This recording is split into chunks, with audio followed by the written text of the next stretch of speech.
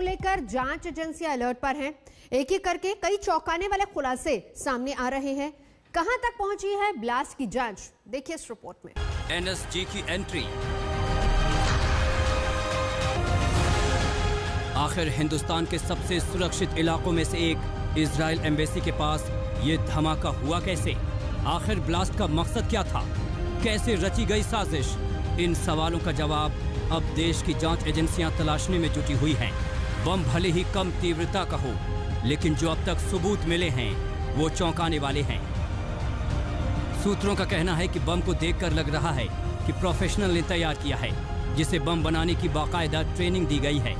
बम में timer device का इस्तेमाल किया गया है, जिसमें बैटरी के पार्ट्स मिले हैं। ऐसे में आशंका जताई जा रही है कि इसमें किसी बड़े आतंकी संगठन का हाथ हो सकता है। हालांकि फॉरेंसिक रिपोर्ट का इंतजार है। आज एनएसजी की टीम मौके वारदात पर पहुंची और जांच से जुड़े सबूतों को जुटाने में लग गई। इस वक्त हम इजराइल एम्बेसी के बाहर मौजूद हैं, जहां पर एक के बाद एक जांच एजेंसियां आकर सबूत इकट्ठा करने की कोशिश कर रही हैं। इस वक्त आप देख सकते हैं कि एनएसजी की टीम यहां पर पहुंची हुई है और एनएसजी की टीम के साथ साथ आपको इजराइल एम्बेसी के अधिकारी भी दिख रहे हैं। दरअसल एनएसजी की टीम यहां पर जो है वो सबूत इकट्ठा करने की कोशिश कर रही है। जो आपको सामने पेड़ पौधे दिखाई दे रहे हैं, ठीक वो वही जगह है जहां पर शुक्रवार की शाम लगभग 5:05 पर बम धमाका हुआ था।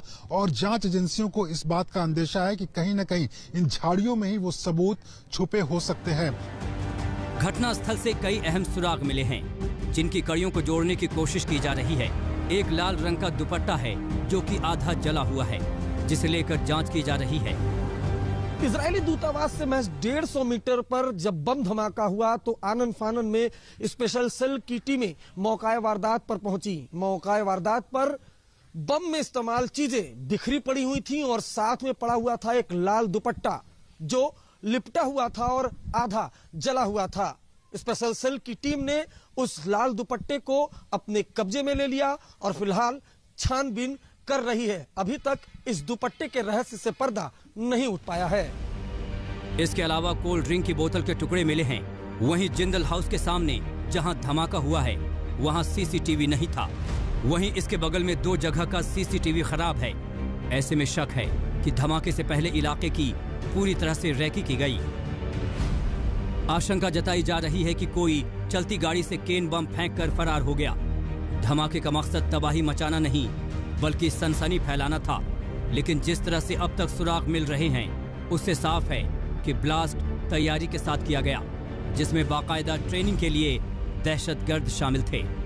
शिवेंद्र श्रीवास्तव, अरविंद ओझा और मुनीश पांडे के साथ आज तक ब्यूरो। दिल्ली में इजरायली एम्बेसी के पास हुए ब्लास्ट में भले ही ये कहा जा रहा हो कि वो ब्लास्ट छोटा था, लेकिन ये ब्लास्ट एक बड़ी साजिश का हिस्सा था। दिल्ली पुलिस की क्राइम ब्रांच की टीम को मौके से इजरायली दूतावास के नाम एक धमकी भरा लेटर भी मिला है, जिसमें लिखा है, ये तो एक ट्रेलर है। दोनों टीमों ने थोरोली इस क्राइम सीन को एग्जामिन किया है। जितने भी हमें एग्जिबिट मिले सबको लिफ्ट कर लिया है और फर्दर एग्जामिनेशन के लिए हमने स्पेशल सेल के आईओ को हैंडओवर कर दिया।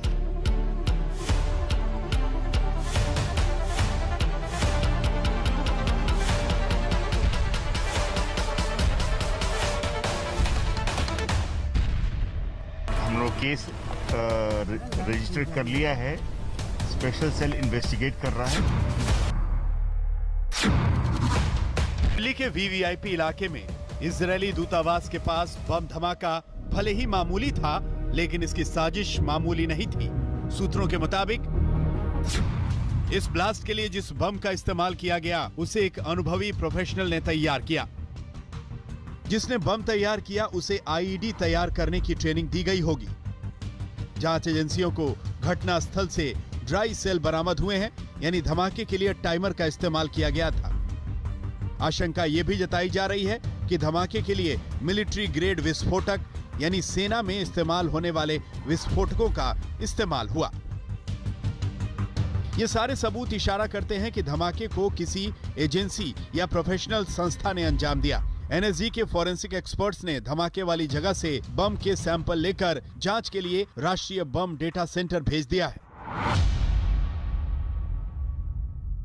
हम इस वक्त इजराइल एम्बेसी के ठीक बाहर हैं और आप देख सकते हैं दिल्ली पुलिस के अधिकारी यहां से तमाम चीजें लेकर के जा रहे हैं। जो वो सबूत है यहां से जो इकट्ठा किए गए हैं, ये पूरी किट है जो लेकर के आए थे और यहां तमाम ऐसी चीजें कलेक्ट की गई हैं जो बेहद इंपॉर्टेंट हो सकती हैं इस पूरी जांच में। और ये जो दिल्ली पुलिस की क्राइम टीम है उसके लोग आकर के यहां से कलेक्ट करके इसको ले जा रहे हैं और एक एक चीज, एक एक सबूत यहां से इकट्ठा करने की कोशिश इसलिए की जा रही है ताकि इसको जांच में शामिल किया सके। आप देख सकते हैं ये पूरी टीम है जो आई हुई थी इजराइल एम्बेसी के ठीक बाहर, वो जांच कर रहे थे और वो इसको अब लेकर के जा रहे हैं, जिससे जो मिले हुए अहम सबूत हैं, चाहे वो एक्सप्लोसिव के बारे में हो या फिर जो भी पेपर्स मिले हैं या जो भी और सबूत मिले हैं, उनको आगे जांच में शामिल किया।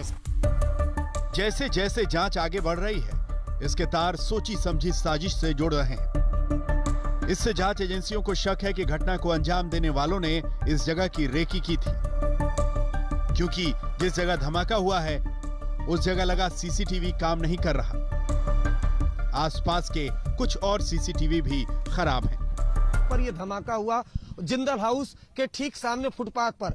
जिंदल हाउस में कोई सीसीटीवी कैमरा नहीं लगा है, नंबर 1। नंबर 2, उसके ठीक बगल में जो सीसीटीवी कैमरा लगा है वो खराब है। इसलिए सूत्रों का यह दावा है कि बहुत मुमकिन है कि इस वारदात के पहले जो लोग इसमें शामिल हैं उन्होंने रेकी की गई हो, रेकी इस पूरे वारदात की है, तो उसके बाद इस तरह का धमाका हुआ। क्योंकि हमें जो भी अभी जानकारी मिली है उसके मुताबिक जो जिंदल के सामने, जो जिंदल हाउस के सामने यह धमाका हुआ है, हमें बताया गया कि वहां पर सीसीटीवी कैमरा नहीं लगा है। उसके ठीक वाला जो बंगलो है वहां पर सीसीटीवी खराब है। इसलिए यह दावा किया जा रहा है कि पूरे वारदात की और मौका वारदात की रेकी की गई है। फटे हुए बम के टुकड़े और सीसीटीवी फुटेज, ये वो अहम चीजें हैं जो इस धमाके की जांच की दिशा तय कर रहे हैं। सूत्रों के मुताबिक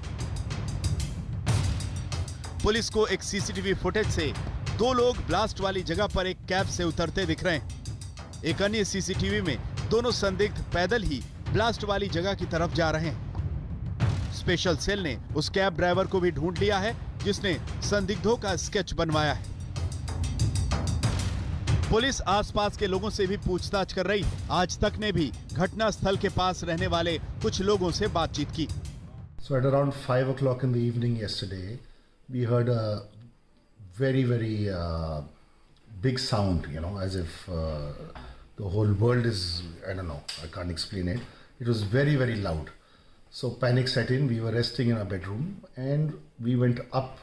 I went running to the floor upstairs and everybody thought that a cylinder has exploded within the house.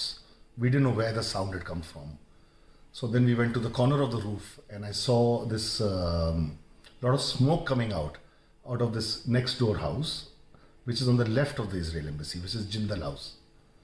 So we probably thought there was a cylinder explosion there or something.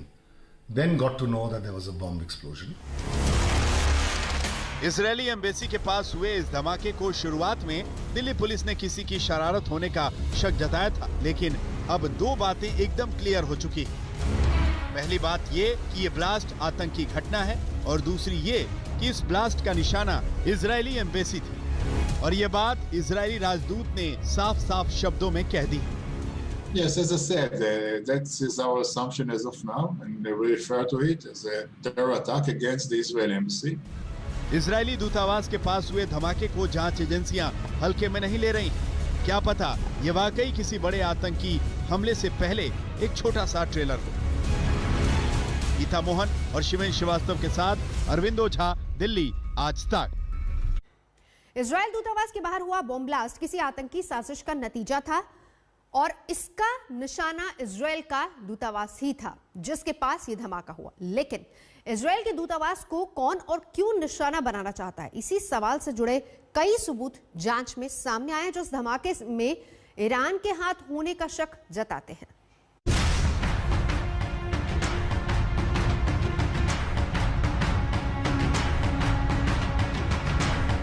Yesterday, when this avid attack was conducted, we celebrated the 29th anniversary for the full establishment of diplomatic relations between Israel and India.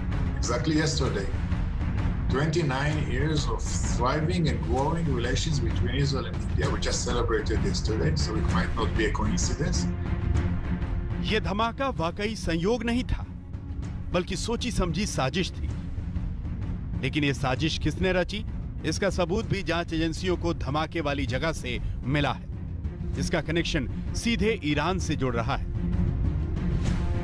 पूरा अगर crime scene को आप एक तरीके से collaborate करें तो आप ये पाएंगे कि धमाका होता है, वहां से लेटर मिलता है और उसमें धमकी भरा जो इजराइल के राजदूत हैं उनको बकायदा एड्रेस करते हुए लिखा गया है कि हम बदला लेंगे, हम ये अभी एक ट्रेलर है। तो ये संकेत है कि कहीं ना कहीं इसे आप आतंकी हमले के तौर पर जरूर देख सकती हैं, क्योंकि बदला लेने की बात कही गई है। आशंका जताई जा रही है कि यह धमाका सिर्फ इसलिए किया गया ताकि इजराइल को इस धमाके से धमकी दी जा सके। तो क्या वाकई सुलेमानी की मौत के बदले का ट्रेलर है इजरायली दूतावास के बाहर हुआ धमाका? 3 जनवरी 2020 को अमेरिका ने ड्रोन हमले के जरिए ईरान के टॉप कमांडर कासिम सुलेमानी की बगदाद अंतर्राष्ट्रीय हवाई अड्डे पर निशाना बनाकर हत्या कर दी थी। इसके बाद बीते साल ही 27 नवंबर को ईरान के शीर्ष परमाणु वैज्ञानिक मोहसिन फखरीजादेह की हत्या कर दी गई थी। उनकी हत्या तेहरान में एक सैटेलाइट नियंत्रित हथियार के जरिए की गई। ईरान ने इन दोनों हत्याओं के लिए अमेरिका के साथ इजरायल की मिली भगत का शक जताया था और ईरान के प्रधानमंत्री रूहानी ने इजरायल से बदला लेने की कसम खाई थी। There has been some incidents around the world. Some of them are related to us. So of course it increases the level of alert. So we are very ready, prepared, and yes, so we were expecting, we were not surprised. We knew that something might happen somewhere in the world. शुक्रवार को हुए धमाके के ईरानी connection के तार साल 2012 से भी जुड़ रहे हैं, जब इजरायली दूतावास के पास ही औरंगजेब रोड पर एक इजरायली डिप्लोमेट की कार को निशाना बनाया गया था। कार में डिप्लोमेट की पत्नी और 3 इजरायली दूतावास कर्मी मौजूद थे, जब मोटरसाइकिल सवार हमलावरों ने कार में मैग्नेटिक एक्सप्लोसिव डिवाइस लगा दिया था, जिसके बाद धमाके के साथ कार में आग की लपटें निकलने लगी। इस हमले में इजरायली डिप्लोमेट की पत्नी बाल बाल बच गई थी। इजरायल ने तब ईरान पर यह हमला करने का आरोप लगाया था। शुक्रवार को हुए ब्लास्ट को लेकर भारत में इजरायल के राजदूत ने भी आशंका जताई है कि इसके तार 2012 से जुड़े हो सकते हैं। We know that we are a target for our enemies, so we are very well prepared. Always alert. Our security officials are very well experienced and professionals. So, and we get here in India, cooperation, full support.